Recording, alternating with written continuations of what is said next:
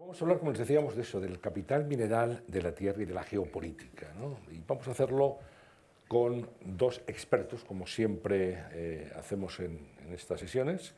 Antonio Valero, muy buenas tardes. Buenas tardes, ¿qué tal? Bienvenido, un placer Muchas tenerte gracias. aquí. Antonio Valero es miembro plenario del Club de Roma Internacional, es catedrático de Energética en la Universidad de Zaragoza y creador del Instituto de Investigación Mixto CIRCE, dedicado a energías renovables, eficiencia de recursos y sostenibilidad. Todo un experto en la materia. Y Gonzalo Escribano, muy buenas tardes. Buenas tardes. Bienvenido también. Gracias. Un placer tenerte. Es director del programa Energía y Clima del Real Instituto Elcano y es catedrático de Economía Aplicada de la UNED, la Universidad Nacional de Educación a Distancia. Imparte cursos de posgrado en universidades españolas y extranjeras sobre geopolítica de la energía y economía política del norte de África. Bienvenido. Bueno, pues vamos a empezar. Vamos a empezar preguntándoles la importancia que tiene en este momento el capital mineral de la tierra, las materias primas, en nuestra vida cotidiana. Me gustaría saber que en la actual situación, guerra de Ucrania, escasez de recursos, de materias primas, cómo nos está afectando y cómo nos va a afectar, Antonio. Bueno, en primer lugar, cuando hablamos de materias primas, tendríamos que hablar de materias primas orgánicas, normalmente para la alimentación, y materias primas minerales. Y las materias primas orgánicas que nos dan la alimentación, pues estamos más o menos informados. Pero cuando estamos hablando de las materias minerales, bueno, siempre pensamos en el hierro, en el aluminio, en el cobre y algo así, pero no en aquellas materias primas críticas que todos tenemos en el bolsillo, que todos los llevamos en nuestro coche, que cuando vemos la televisión están detrás de nosotros y en general cuando esas materias primas resulta que son escasas. Y esa escasez nadie la ha contabilizado.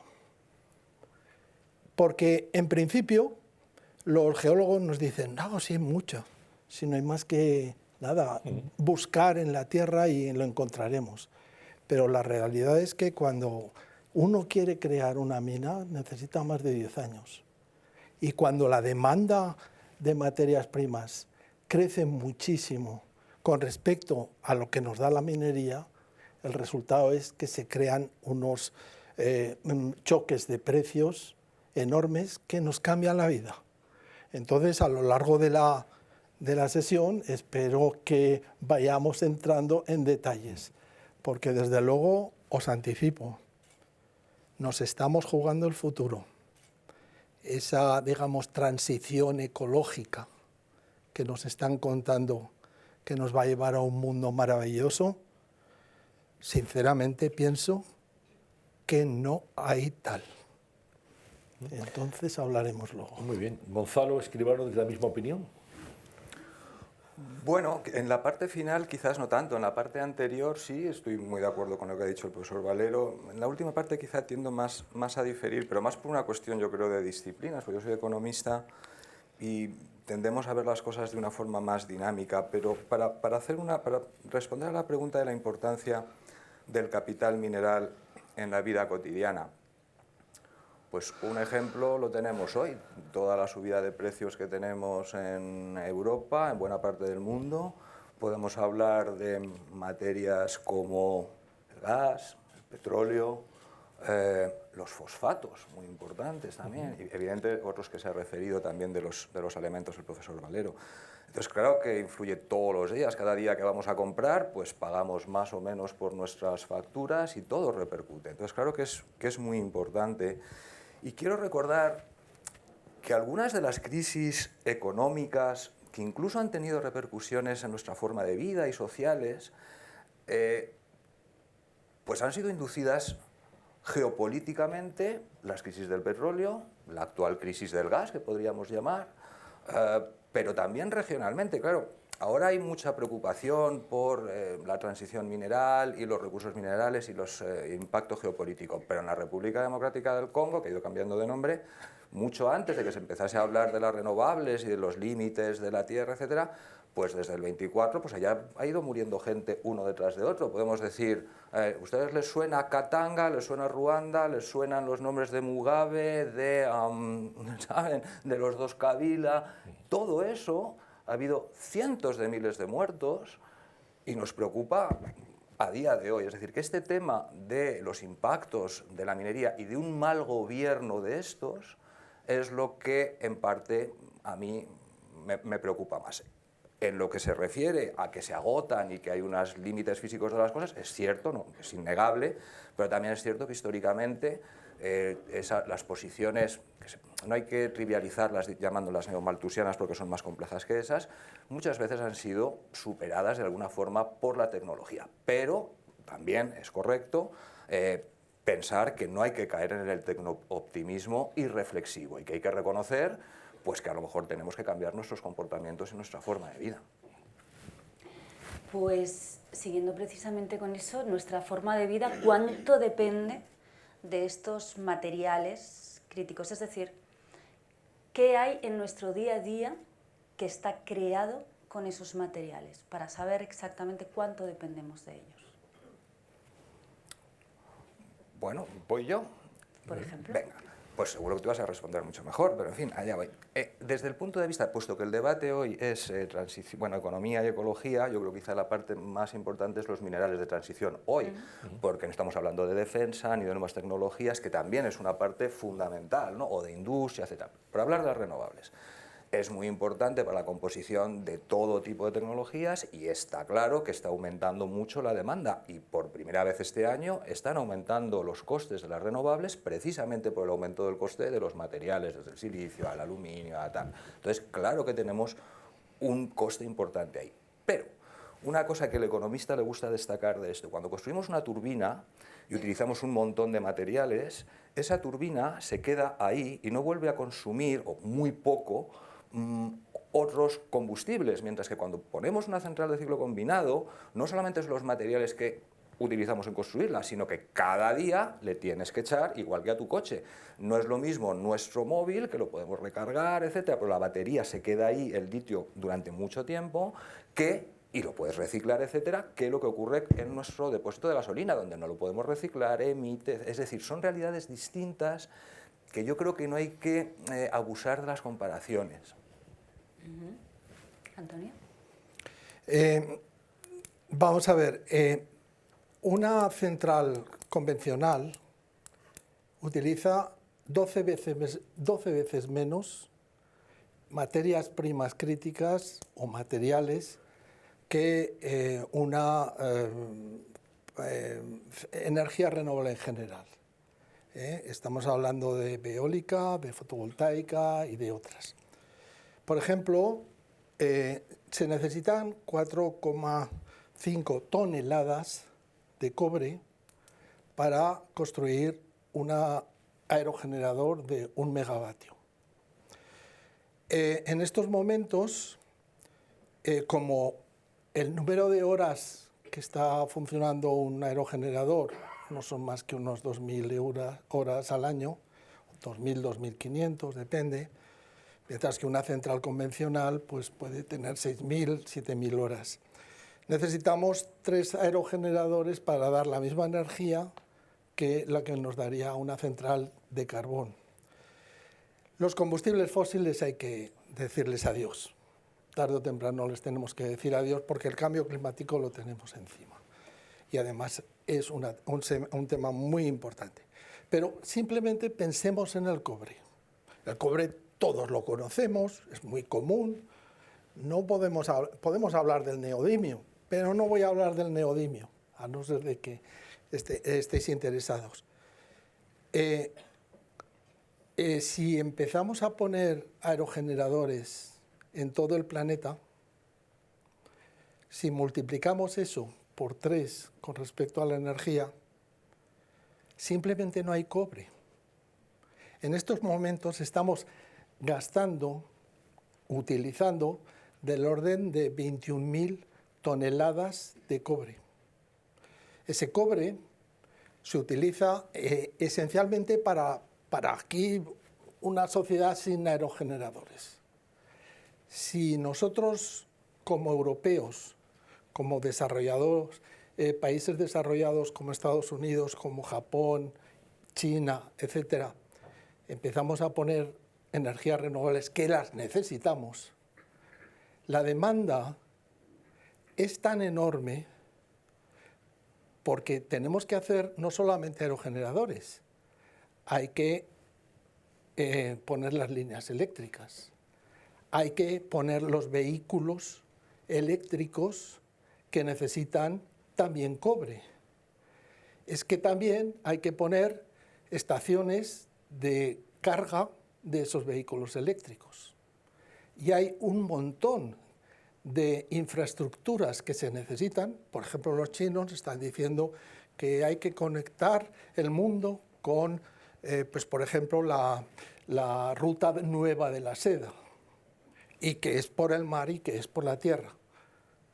Vamos a necesitar tanto cobre que simplemente tendríamos que cada año abrir la mina más importante del mundo en estos momentos, la mina escondida se llama de Chile, pues esta que produce del orden de unas 5.000 toneladas, bueno, en Chile toda el total, pues una mina como esta que se llama la mina escondida cada año, hasta el año 2030.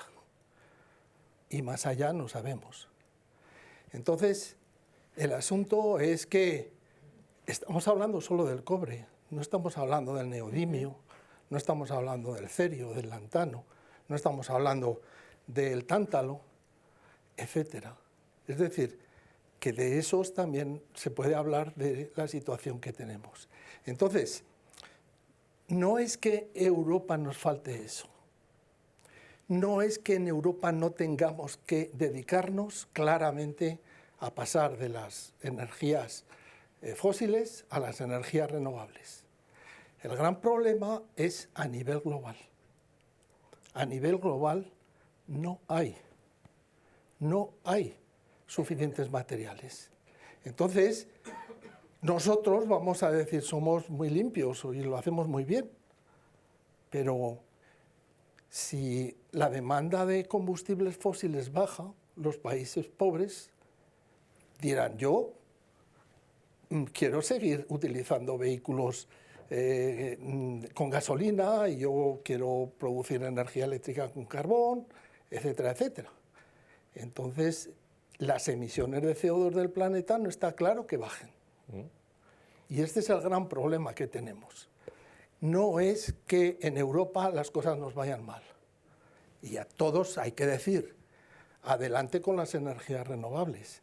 Pero señores, estamos consumiendo demasiada energía por persona.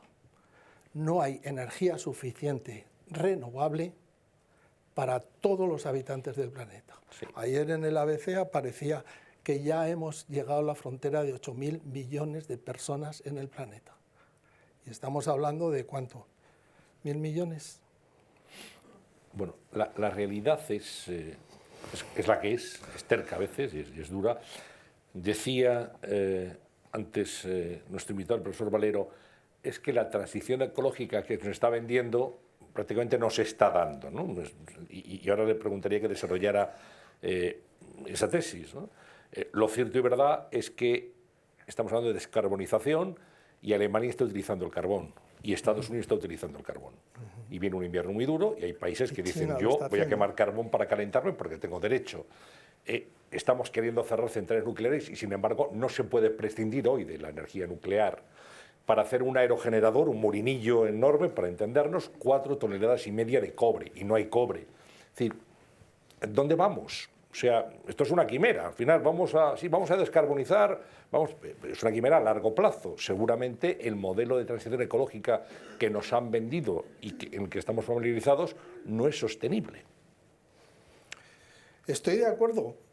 Y el asunto es que necesitamos hacer algo en la demanda, y porque también hay que analizar la oferta. Pero en la demanda, lo primero que tenemos que hacer es reducir nuestros consumos. Tenemos unos consumos excesivamente elevados. Si pensáramos en tiempos de cuánto digamos, petróleo estamos consumiendo en estos momentos, os diría 2,3 toneladas equivalentes de petróleo. 2,3 toneladas pesan 2,3 toneladas. Esa es nuestra mochila. Esa es nuestra mochila actual. Tenemos que rebajar eso. Porque, claro, la utilizamos todo, hay que calentar aquí, tenemos que ducharnos, tenemos que movernos, tenemos que calentar alimentos, etcétera, etcétera. Entonces, es necesario disminuir, primera. La segunda, economía circular. No tiene ningún sentido que nuestro teléfono móvil, que nuestra televisión, que nuestros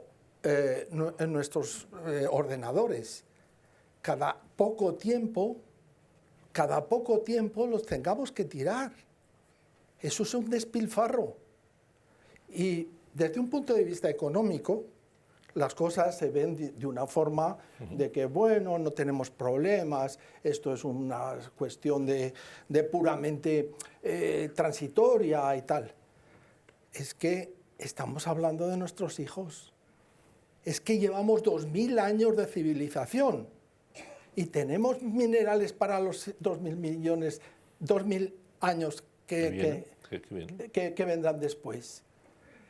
Tenemos que hacer lo posible para que esos elementos que siguen estando en la Tierra vuelvan otra vez a ser utilizados. Entonces hay que representar un modelo de industria totalmente diferente al actual que tenemos. No podemos vivir en una sociedad de usar y tirar. Es que es imposible, por nuestros hijos, por nuestros nietos, pero es que también por nosotros. Esto es desde la parte de la demanda. Y por la parte de la oferta, os digo algunas cosas. Evidentemente los geólogos nos dirán que hay mucho cobre, tántalo, molibdeno, etc. Y tienen razón. Pero hay una cosa que se llama el declive de las leyes de mina. A principio del siglo pasado, una mina se utilizaba, una mina de cobre, era a un 2% de cobre en el mineral. En estos momentos estamos en 0,4, 0,3 gramos, o sea, por ciento por mineral. En estos momentos, lo que antes se tiraba, digamos lo que se le llaman los estériles, ahora se están reutilizando esos estériles porque es que allí aún hay cobre que se puede sacar. Entonces, hay un declive de las leyes de minas. Segundo, como hay un declive de las minas la gente, las empresas buscan y van buscando en sitios cada vez más raros. Y esos cada vez más raros necesitan infraestructuras que no existen. Fondos marinos, lugares remotos, que hay que desarrollar eso. Eso es un incremento de los precios. Tercero, hay una inflación y las empresas necesitan pagar su energía y necesitan pagar el agua y necesitan pagar a su gente. Eso significa unos costes crecientes que tienen esas empresas. Y finalmente, la cuarta idea es las empresas están en países y esos países empiezan a decir, se nos están llevando nuestra riqueza. Y esa riqueza no volverá porque son sus minerales que no son como el sol, no son renovables. Con lo cual, el día que se nos termine, se nos ha terminado los ingresos. Con lo cual, vamos a pedir más por cada tonelada de cobre o de lo que sea. Entonces, por ejemplo, hace unos días leía un artículo de Bloomberg, que Bloomberg no tiene nada de, digamos, de ecologista ni nada, ¿no? Que vamos a tener un problema con los precios de los metales y en particular del cobre en los 2 años que vienen. En 2 años.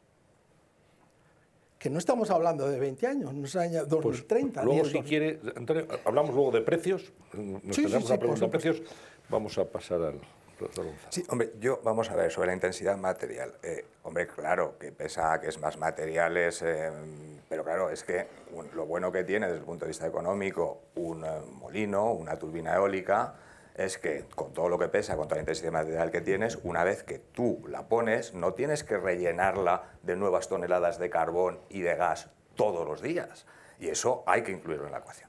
O sea, claro que es una intensidad material, y además esa intensidad material nos causa guerras, nos causa invasiones y anexiones, nos causa mal gobierno, nos causa maldición de recursos. Entonces, claro que tenemos un problema con eso. Y una vez que tú tienes instalado la renovable, al igual que ocurre con la nuclear, porque el coste del combustible es mínimo, es lo que llamamos los economistas un coste marginal cero. Una vez que tú has hecho la inversión inicial, ya no tienes que pagar prácticamente nada para lo demás, con lo cual te da igual que sube y baje el precio.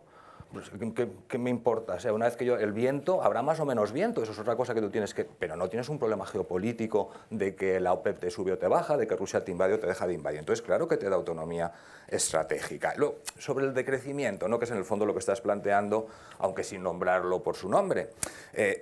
Hay básicamente dos enfoques, ¿no? En economía. Nosotros acabamos de publicar un artículo, bueno, no sé si estará publicado ya, un artículo sobre esto, analizando las narrativas, no posicionándonos.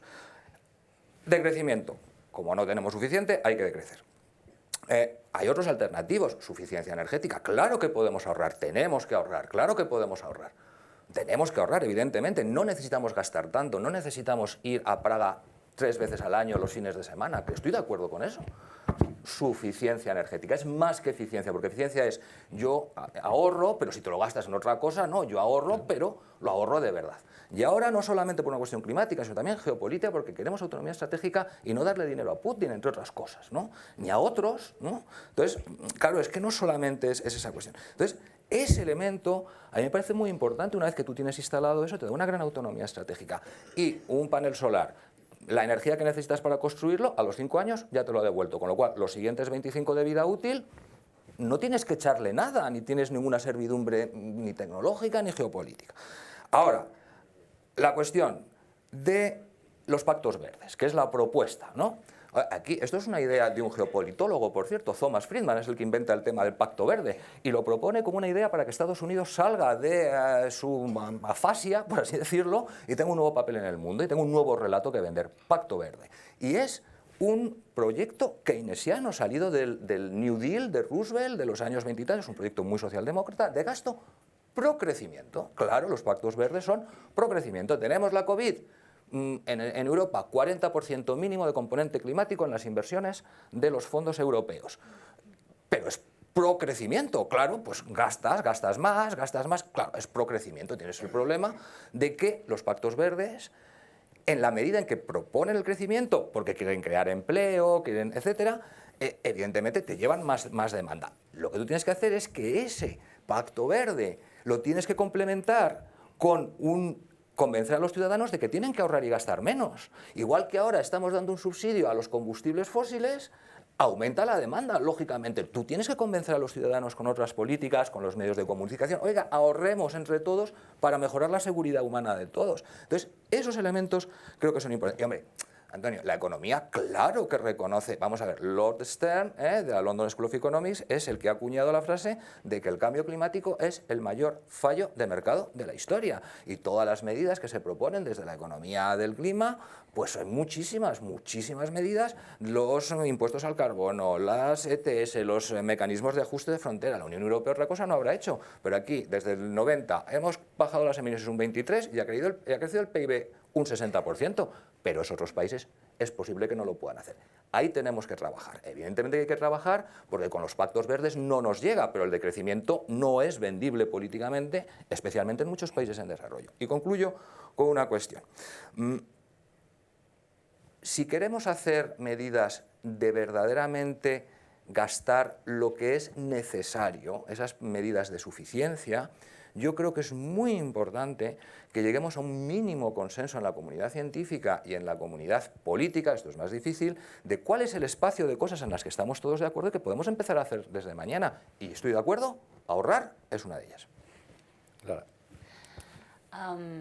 Y en este mercado de las materias primas críticas, en el que La sociedad tiene que aprender a ahorrar, tiene que aprender a gastar menos. Yo creo que la última vez que tuvimos ese sentimiento de buena voluntad de gastar menos fue durante la pandemia, pero en cuanto se volvió a esta nueva normalidad, pues todo el mundo ha seguido consumiendo exactamente lo mismo. Entonces, no sé si hay mucho que hacer, aunque hay que seguir intentándolo, pero ¿quién sale ganando de este mercado de materias primas críticas? Es decir, ¿quiénes lideran ese mercado? ¿Qué países salen ganando, sobre todo? Bueno, los que salen ganando, si me permites, son sobre todo los traders de materias primas, que llevan unos años excepcionales y con beneficios excepcionales. A algunos de mis colegas les gusta llamarlos supranormales. Bueno, pues yo creo que son extraordinarios. Y esos son los principales ganadores. Luego, ¿quién gana? Una cosa es el tema mineral y otra cosa es el tema renovable. Para el tema de mineral de transición, que es a lo que me voy a limitar, pues los que tienen esos minerales. Pero claro, República del Congo, que me parece que es un caso paradigmático de lo que está ocurriendo. 60 o 70% de las reservas de cobalto ha multiplicado su producción por 10 en los últimos años. Cuando ha tenido problemas de producción no ha sido por un tema de recursos ni de nada, ha sido por un problema geopolítico, porque se corta en Angola, les cortan, porque Rusia compra... Cada vez que ha habido una crisis de desabastecimiento en el mercado de cobalto, no ha sido por un problema de producción, porque se ha nacionalizado, es decir, problemas del día a día. Te cortan el ferrocarril que saca por Angola, los rusos compran todos los stocks y los precios se disparan y hay desabastecimiento. Es decir, han sido procesos geopolíticos o de mercado, no un problema de producción. Pero claro, ¿qué es lo que te ocurre? Que tienes un montón de mineros, aproximadamente el 20-30% de la minería del cobalto son mineros artesanos.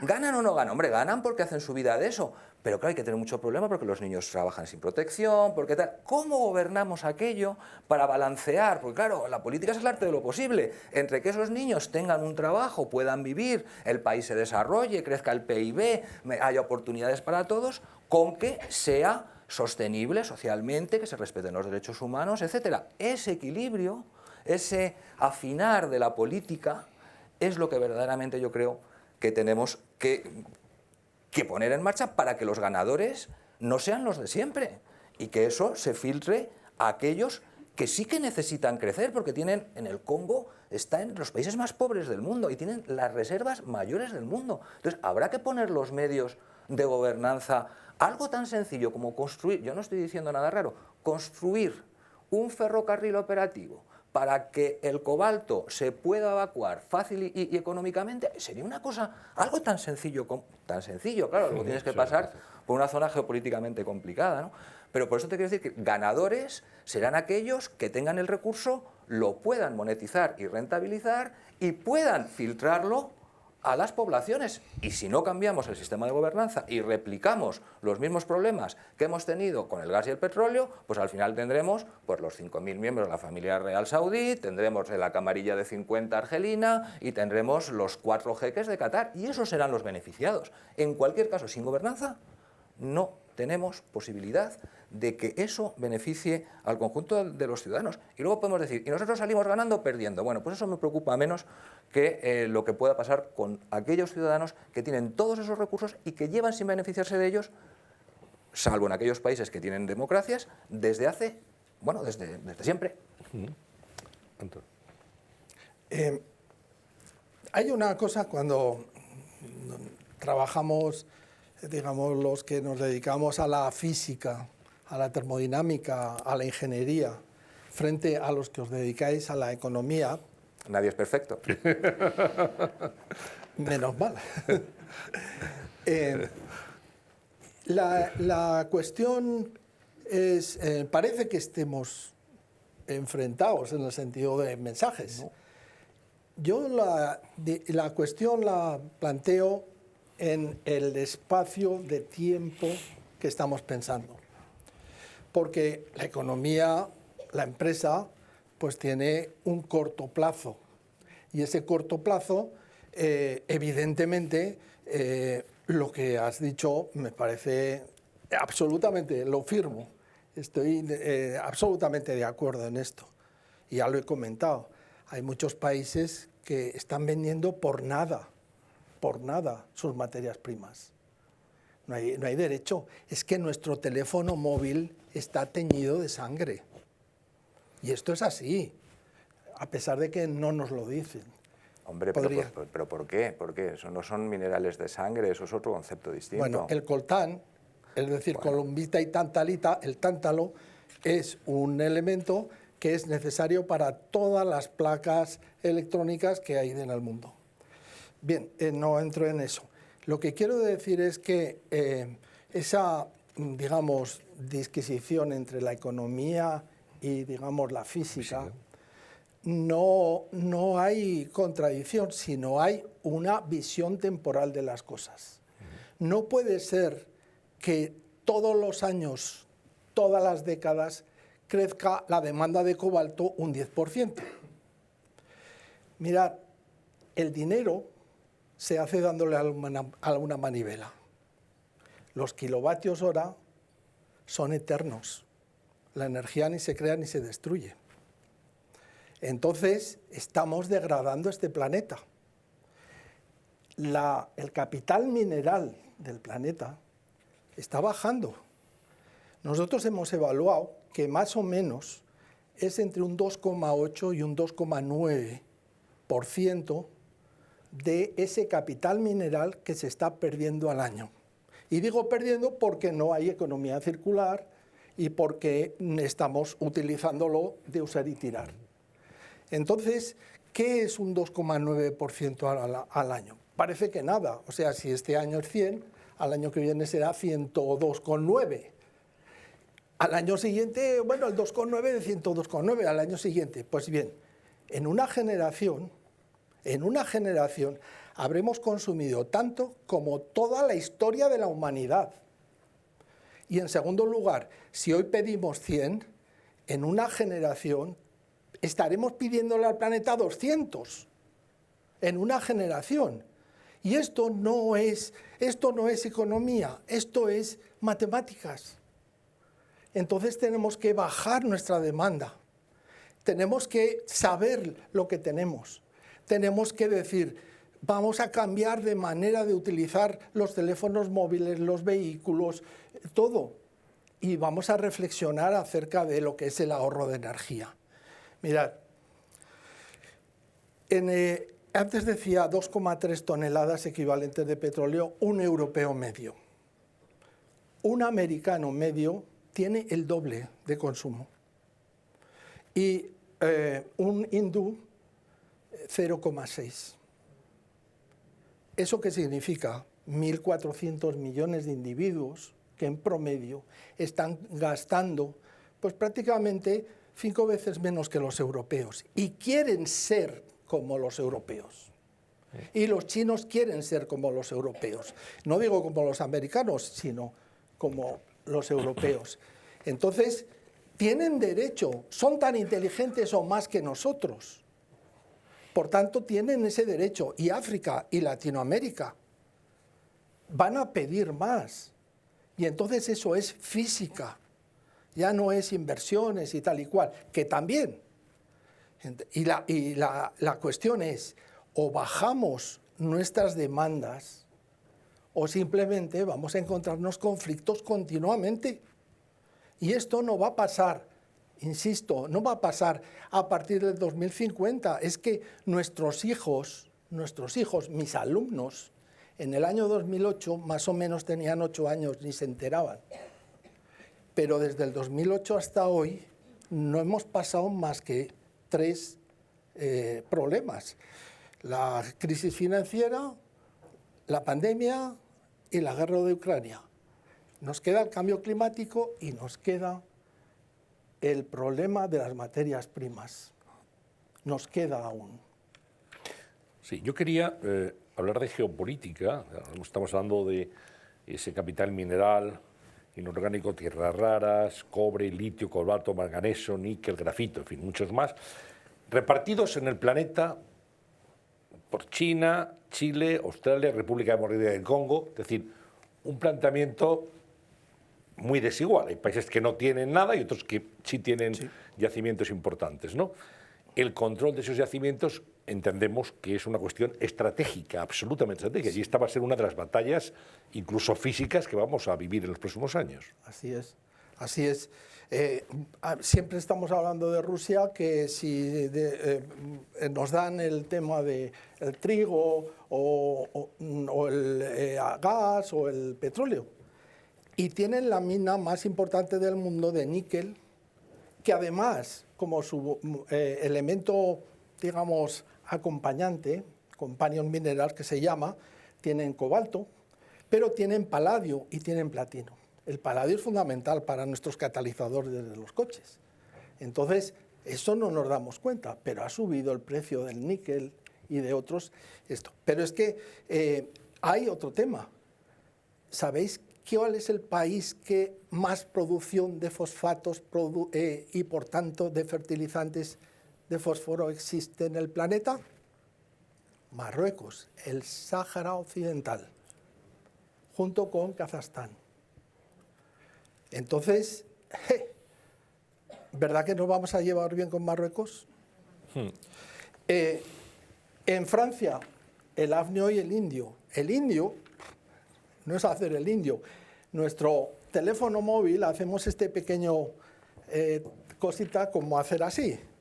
Es gracias a que tenemos tío, que es un elemento que tiene estaño, indio y es un óxido. Tin, indio, óxido. Entonces, hay indio en todos nuestros teléfonos móviles, en todos nuestros... pues esto se produce en no más de 1000 toneladas al año. En Turquía, el boro y el antimonio, no voy a decir. Sudáfrica, iridio, etc. En Indonesia, pues el caucho. En Estados Unidos, el berilio. En México, el flúor, fundamental para los vidrios. En Brasil, el niobio, junto con la República del Congo. El cobalto, como ya lo comentabas, o el tántalo, que se obtiene del coltán, pues en la República del Congo.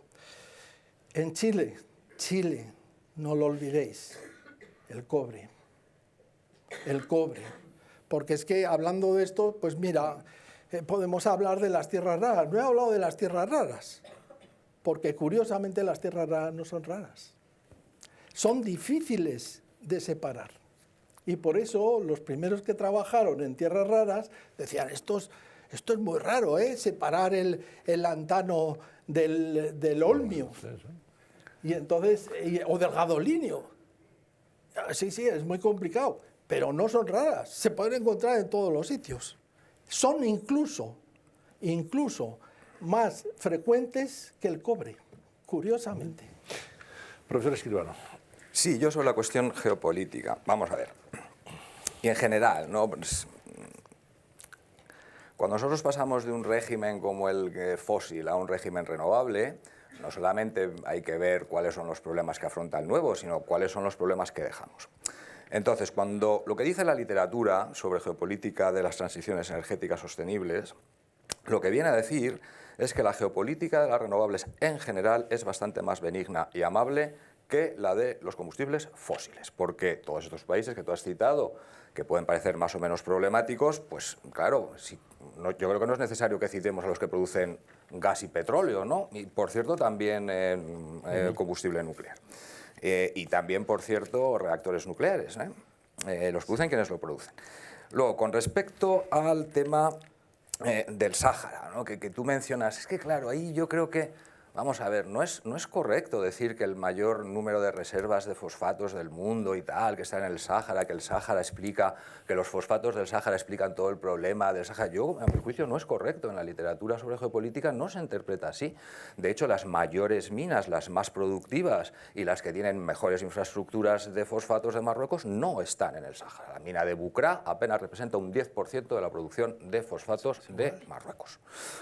Y además tiene unas, para que se haga una idea, en las minas buenas de Marruecos, las buenas que tienen mucha producción, se transporta por un mineraloducto, es decir, va muy rápido, es muy barato. Las de Bucra va por el transportín más largo del mundo que se ha atacado de vez en cuando. Es que, claro, o sea, no se puede, yo no creo que debamos asignar conflictos por recursos al tema del Sáhara. Creo que es una cosa totalmente distinta, de una mala descolonización, de una tal, que puede contribuir, que puede acelerar. Bueno, pero el origen no es ese, a mi juicio, porque los datos no lo refrendan y porque la historia tampoco lo hace.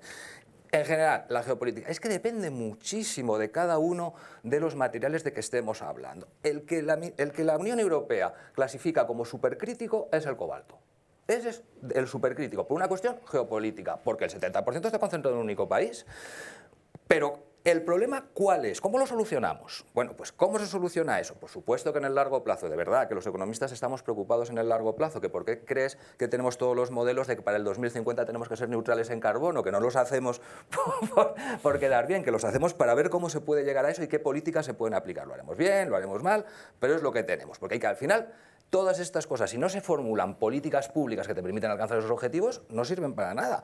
Y en la parte geopolítica, para concluir, lo que te dice la literatura, no es lo mismo el cobalto que el litio, que las tierras raras, todo eso cambia, pero muchas de ellas es una cuestión de inversión. El litio, por ejemplo, tiene mucho menos problemas que el gas o el petróleo actualmente, porque tú lo puedes desarrollar. Las tierras raras, hay recursos en Estados Unidos, en Europa, en España tenemos litio, no lo explotamos porque, al igual que por qué no hacemos las camisetas aquí, porque preferimos que un indio lo haga, pues preferimos que se polucione el tipo de litio del salar, de donde sea. Bueno, pues también a lo mejor nos lo tendremos que pensar, porque a lo mejor aquí esas explotaciones son más sostenibles, pero no las queremos. Entonces, claro que hay que mirar en el largo plazo, pero en el largo plazo...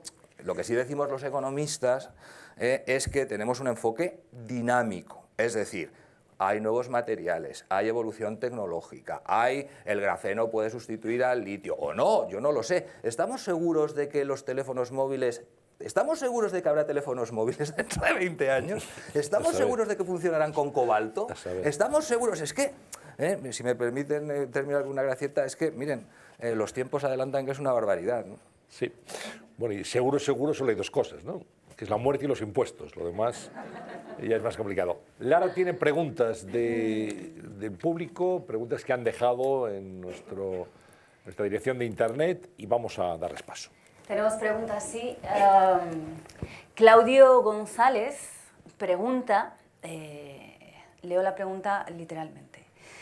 ¿Es cierto que si al evaluar el impacto medioambiental del vehículo eléctrico se le suman los efectos medioambientales de la extracción de los materiales que componen sus baterías, así como el coste de reciclado o desechado de los mismos al final del ciclo, la contaminación que genera un vehículo eléctrico es superior a la de un vehículo con motor de explosión convencional?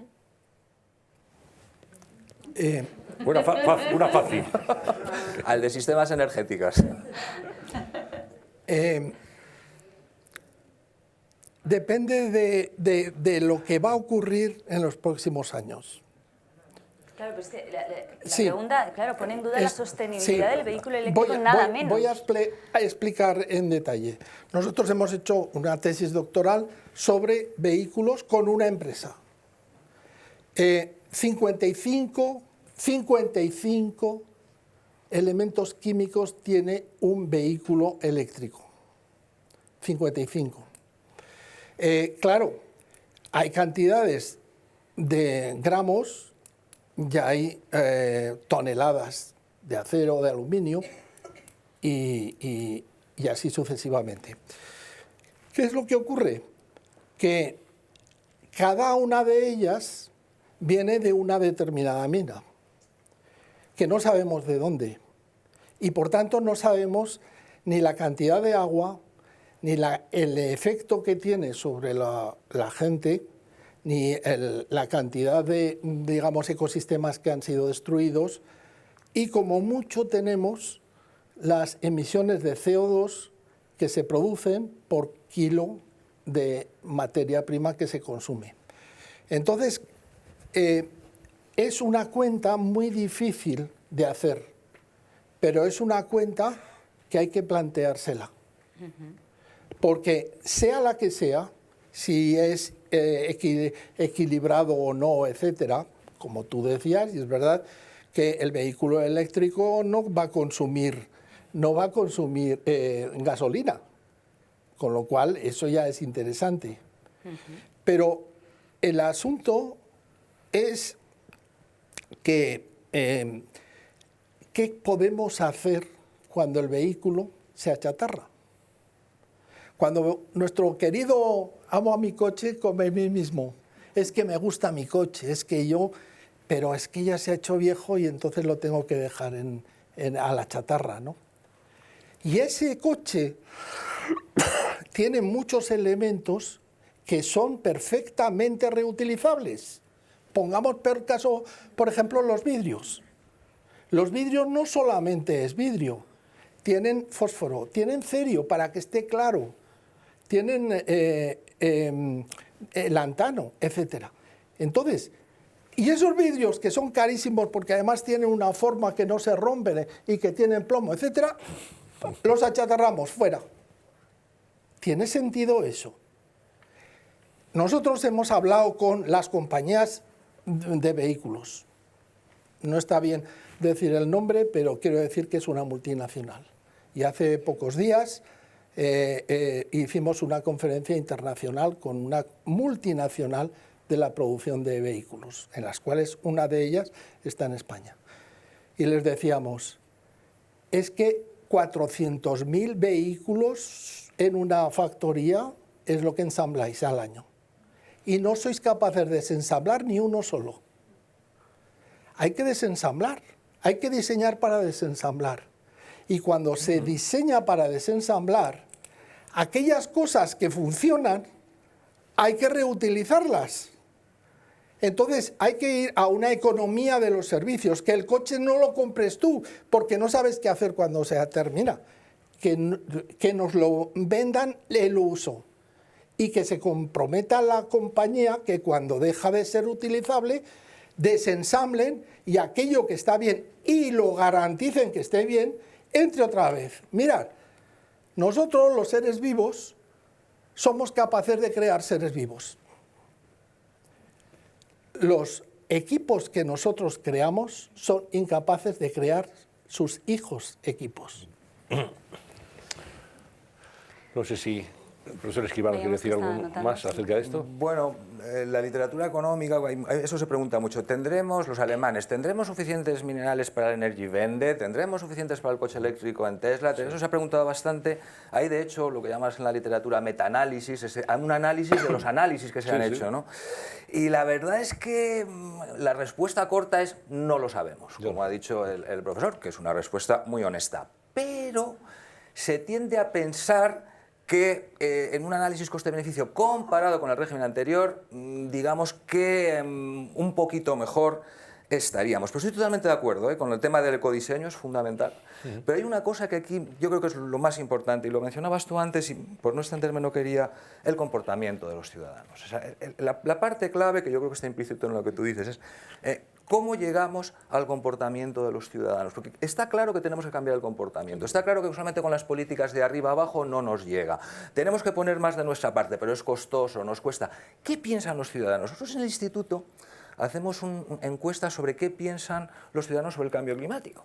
Entonces, lo que nos sale es, por ejemplo, que tenemos una conciencia los españoles proecológica similar a la de los ciudadanos de nuestro entorno, con lo cual no nos autoflagelemos pensando que somos ni mejores, somos como los de nuestro entorno.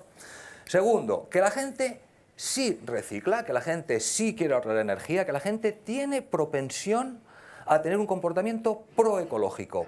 Pero, uno, muchas veces no tiene el conocimiento para hacerlo. Tú le preguntas a los españoles, ¿en qué prefiere que nos gastemos el dinero? ¿En eficiencia energética o poner más renovables? Poner más renovables. Bueno, pues es que eficiencia a lo mejor es mejor, ¿no? Entonces nos falta explicar y concienciar a los ciudadanos de esto. Otra cosa, tenemos un problema de polarización política. Tú preguntamos, ¿cuál es el principal problema de política exterior, que son los Institutos de Relaciones Internacionales, de los españoles? Número uno sale siempre luchar contra el cambio climático. En cuarto lugar sale siempre seguridad energética. Últimamente uno baja y otro sube, lógicamente, y hoy probablemente sean parejos.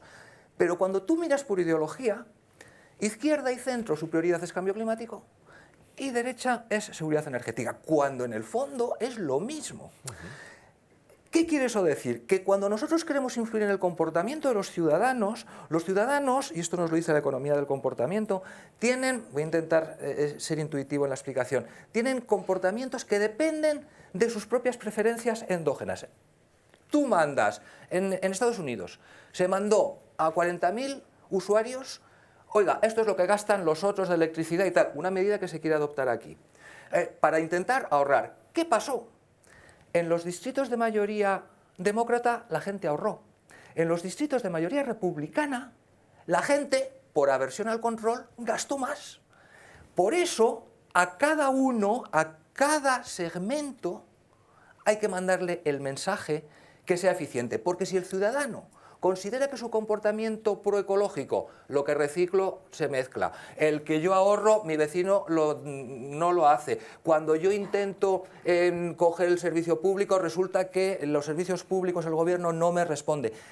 El ciudadano considera lo que los economistas llamamos falta de autoeficacia. No nos consideramos eficaces en nuestro comportamiento ecológico, la política no nos acompaña y decae nuestro comportamiento ecológico muy rápidamente. Entonces, la patita fea de las políticas energéticas, el patito feo, perdón, es las políticas descentralizadas de concienciación, de educación, de alfabetización energética, porque hay mucho error, es que no quiero utilizar palabras raras, disonancia cognitiva, es decir, que la gente no se da cuenta de que su comportamiento está siendo irracional porque siguen un guión preestablecido y nosotros, los medios, la academia, no somos capaces de desfacer el entuerto.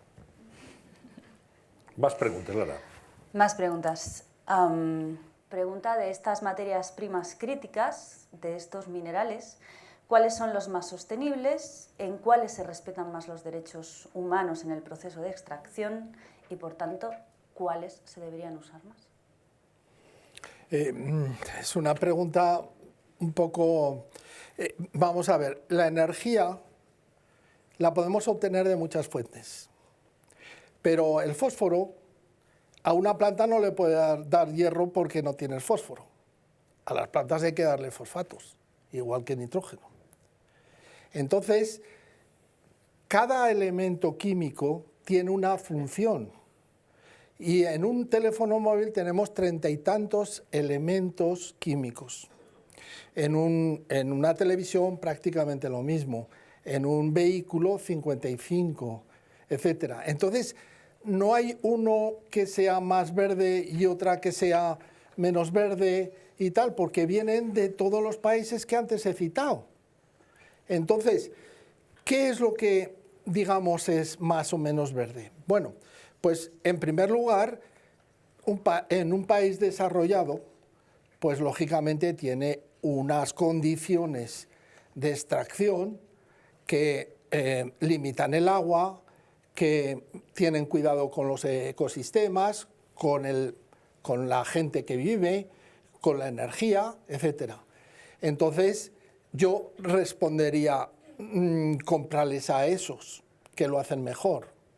Pero si luego resulta que es mucho más caro, lo que va a pasar es que tú no vas a comprar un teléfono que cueste el doble o el triple.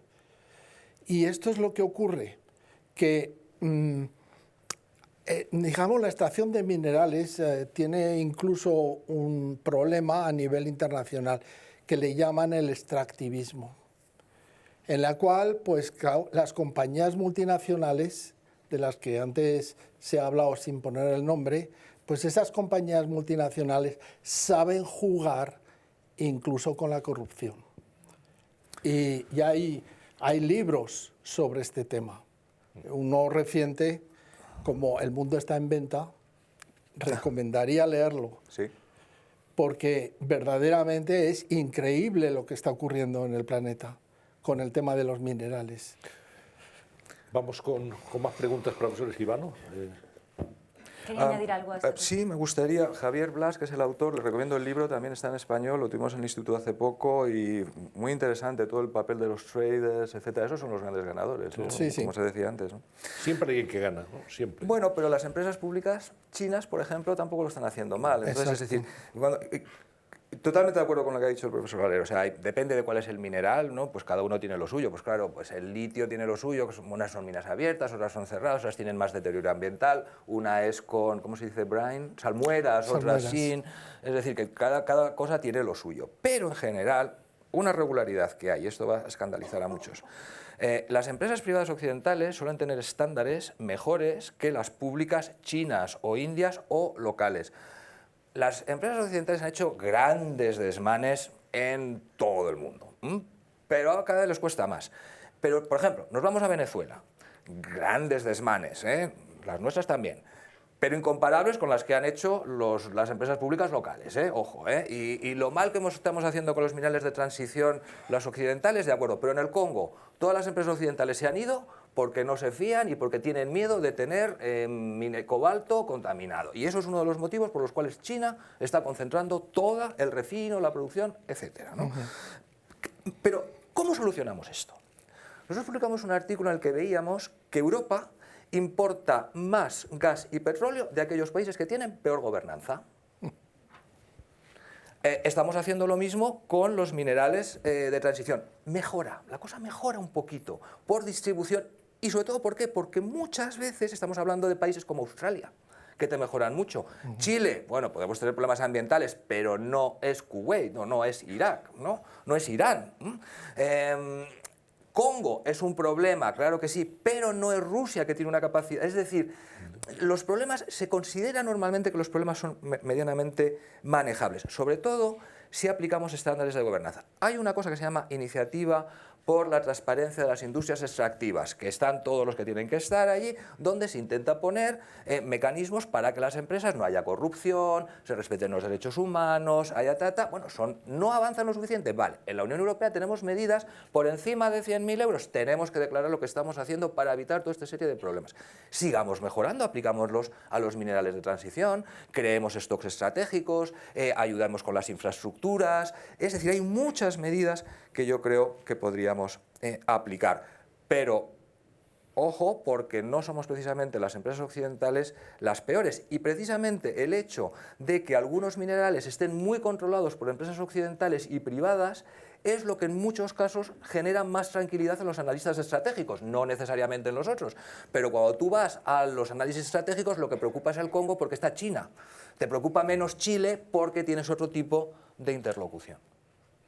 ¿Da tiempo a una pregunta más? Sí, sí. Vamos a ver. Una pregunta que ha llegado, como han visto, hace tan solo unos minutos. Antonio Cardona pregunta: ¿no cambiará todo con la fusión nuclear a la que no se dedica suficiente esfuerzo? Y añade: no podemos impedir desarrollo de India, de África, etcétera. Ojalá. Ojalá. Y yo, sinceramente, he sido antinuclear durante mucho tiempo. Pero hay una situación, y es que no podemos cerrar, aunque queramos, las centrales nucleares.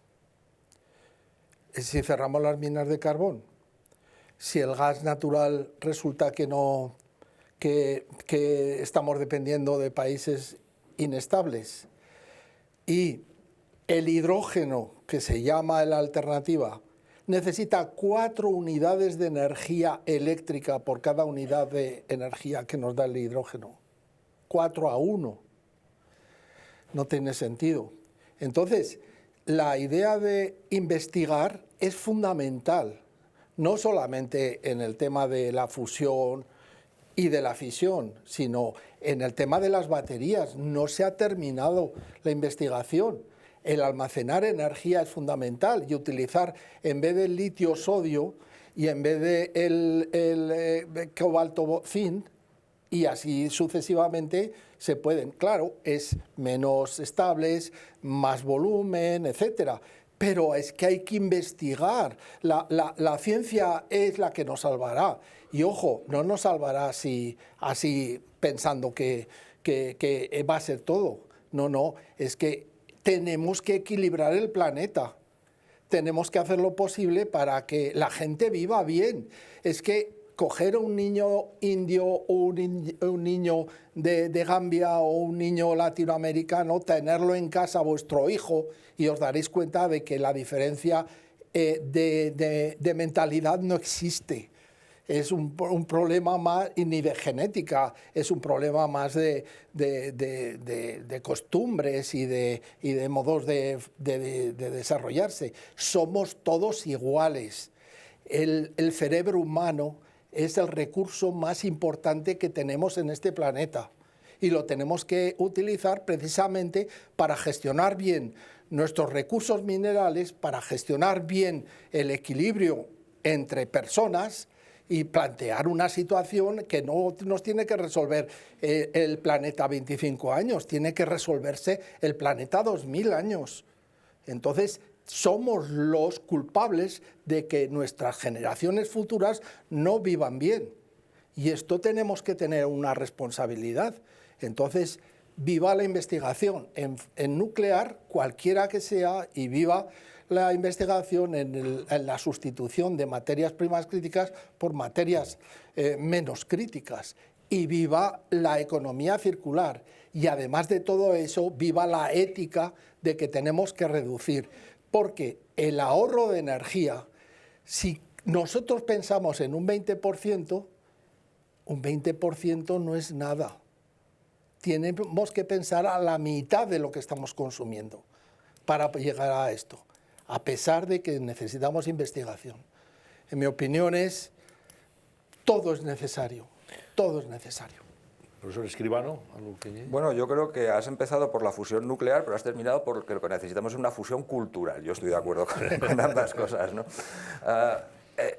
Sí, tiendo a estar de acuerdo contigo. Bueno, pues claro, ya sabéis, Keynes, ¿no? A largo plazo todos muertos. Claro, a mí me preocupa este invierno también y el invierno que viene, porque claro, la gente también, la economía, la industria que estamos destruyendo a pasos agigantados, ha caído la demanda industrial de gas en Europa un 20%, lo que hay detrás es caída industrial de empleos, etc. Eso a mí también me preocupa. El papel de la nuclear, bueno, yo la verdad es que tal cual lo tenemos, yo creo que el ámbito, siendo práctico, ¿no? El ámbito que tenemos en España, porque claro, daos cuenta, el renacimiento nuclear, bueno, sí, en China y en Rusia, no estoy yo muy de acuerdo con que eso sea quizá la senda más nuclear, más tranquilizadora, ¿no? Pero la modular, yo creo que la modular puede tener mucho impacto y puede hacer saltarse fases en muchos países, en India, etcétera. Son nucleares más pequeños, tú lo explicarías muchísimo mejor que yo, ¿no? Que tienen menor impacto de radiación, etcétera, y que son un poquito más, digamos, la nueva tecnología. Pero para eso necesitamos 10 años, 12, 15, crecer a mucha escala. Es decir, claro que ahí tenemos muchas soluciones, captura y secuestro de carbono.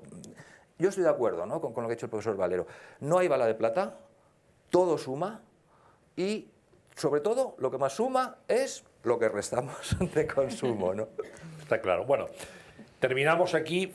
Yo le daría un minuto al profesor Valero porque hablaba de los precios antes. Quería hablar de los precios. Ilústrenos en un minuto a qué precio nos enfrentamos, profesor. Bueno, antes lo he comentado.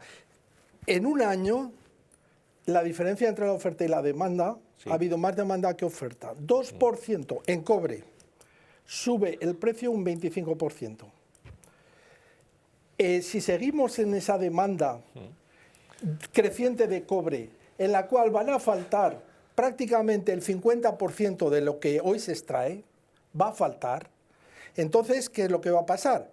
Es que como mínimo se van a duplicar o triplicar los precios en estos momentos del cobre. No sé si habéis visto que robaban hasta todas las... Sí, lo del AVE. Lo del AVE. Las catenarias del AVE. Va a ser un negocio. Y las compañías, vamos, en la bolsa de Chicago esto lo tienen claro. Muy bien. Profesor Escribano, ¿algo que añadir? Tema precios, desde la economía. Si quieres ver a un economista equivocarse, pregúntale por la evolución de precios. Es que depende de muchas cosas, porque no es solamente la oferta material, es también la demanda, es también las alternativas, es las nuevas tecnologías, es muy difícil.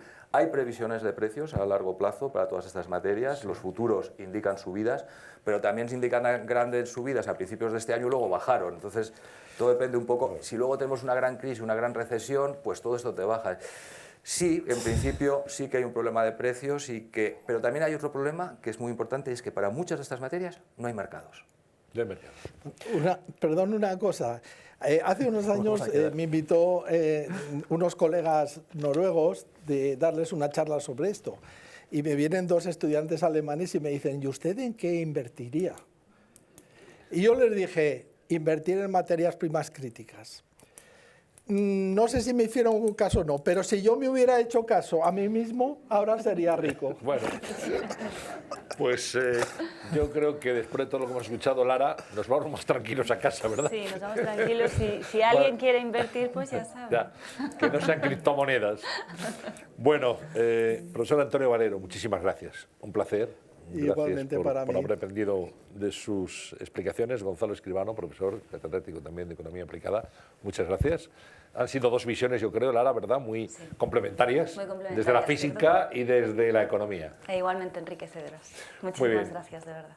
Gracias, Lara. Gracias a ti. Y muy bien en tu debut, en tu inicio en la cuestión palpitante. Iremos aprendiendo. Que siguieran muchas. Y ya saben que el próximo mes tienen todos ustedes una cita con este mismo formato. Así que gracias por su asistencia. Gracias también a todos aquellos que nos han visto a través de streaming, por internet. Saben que este programa, esta sesión queda grabada, con lo cual se puede consumir en cualquier momento, igual que el podcast. Así que hemos aprendido algo más de lo que tiene que ver con ese capital mineral y la geopolítica de la Tierra. Hasta la próxima. Muy buenas tardes. Gracias.